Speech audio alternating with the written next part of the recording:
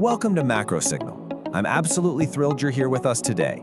We're going to embark on an incredible explainer, decoding the true signals buried deep beneath the everyday macroeconomic noise. We're zooming out to look at the big picture, the very architecture of our future economy. Every single day, forces you've never heard of are moving your money.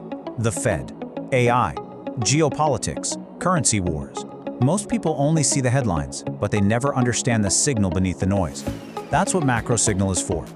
Okay, let's dive into this. This year, Meta laid off 10% of its workforce. That's roughly 8,000 people. And they didn't do this because the company was losing money. They did it because the company was making money, and they realized AI could just do their work instead.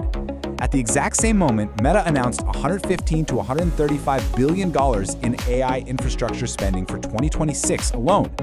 That single story contains the entire question at the heart of the global economy right now.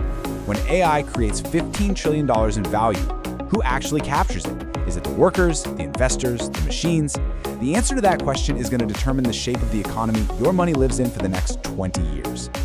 To really understand the stakes here, we have to look at the macroeconomic potential. Breakthroughs in generative AI are not just a flashy tech story. They're a fundamental economic catalyst. According to Goldman Sachs research, generative AI could drive a 7% increase in global GDP over a 10-year period. To put that into perspective, 7% equates to almost $7 trillion of entirely new economic value. We're talking about the potential to lift productivity growth by 1.5 percentage points globally. But as an investor, you have to realize that this massive wave of wealth, it is absolutely not going to be distributed evenly. Section 1. Following the trillions, where is the capital going? Now, what's really interesting about this slide is that if we want to understand the future of the economy, we have to literally follow where the smartest money in the world is flowing right now. Look at the sheer scale of capital expenditure from the major cloud providers, the hyperscalers. The infrastructure needed to support frontier AI is requiring unprecedented corporate investment. I mean, in 2025, Google alone reported more than $150 billion in annual capital expenditures. Let that sink in for a second. Capital that historically might have gone toward expanding human payrolls or traditional business expansion is being violently pivoted directly into foundational AI layers. Private corporate investment into AI more than doubled in a single year. They aren't just buying software, they're buying compute. They're building the bedrock of the next economy. And this isn't just invisible code happening somewhere up in the cloud. It is deeply, deeply physical. Total global AI data center power capacity reached approximately 29.6 gigawatts by late 2025. That is enough electricity to power the entire state of New York at peak demand. This represents massive, tangible infrastructure being built out in real time. We're talking semiconductors, advanced cooling systems, massive data centers, and total revamps of energy grids. This capital shift isn't a theory. It's literally being poured into concrete, silicon, and copper wire right in front of us. Section 2. Substitution versus augmentation. Let's step away from the servers for a minute and look at the labor market. We are entering the great debate of our time, and we need to shift our narrative from this generalized fear of aggregate job loss and instead look at the specific microeconomic mechanisms of how AI actually changes our daily work. So the crucial point is that AI is not just a blunt, indiscriminate job killer. It fundamentally bifurcates tasks based on human value. We have to separate substitution from augmentation. Substitution happens when AI reliably performs routine, structured tasks end-to-end, meaning the human is actually replaced, and efficiency gains convert into net job losses in those specific areas. Augmentation, on the other hand, supercharges human capability. These are roles requiring high judgment, genuine emotional intelligence, complex interpersonal trust, or high-level technical coordination. Here, AI acts as a complement. It boosts output and makes that human vastly more productive. Let's look at a concrete example straight from the data. Compare a call center representative to an IT support technician or a software engineer. The call center rep often handles a defined set of routine, highly scripted customer inquiries. AI can now reliably handle these end-to-end, which means fewer human reps are needed. That's substitution in action. But look at IT support and software engineering.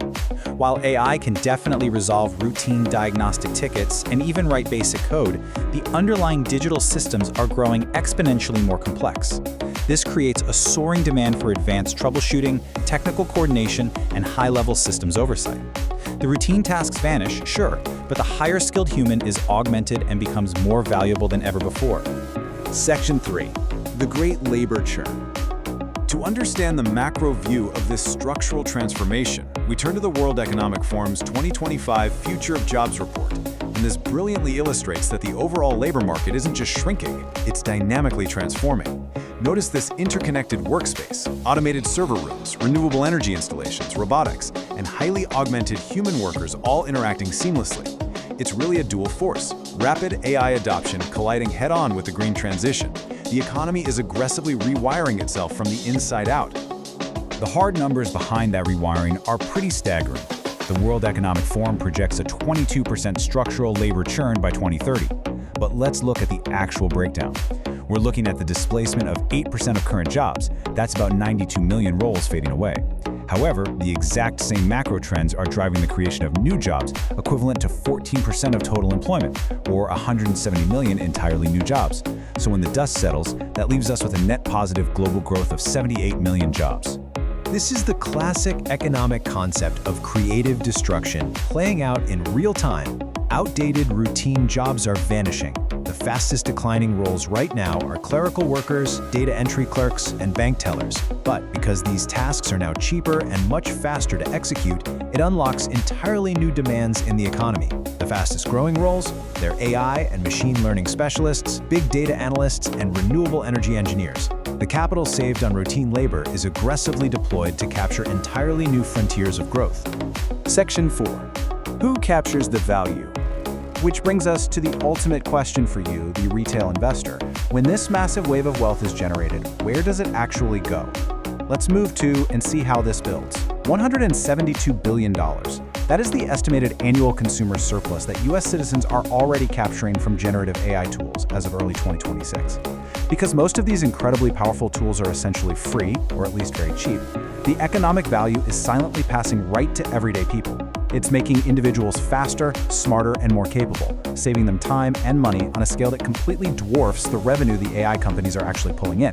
So if we distill all this data down, the newly created wealth is pooling into 3 distinct buckets. Bucket 1, the infrastructure builders. These are the massive cloud providers, the semiconductor companies, the physical grid operators literally laying down the tracks for this new era. Bucket 2, the augmented workers.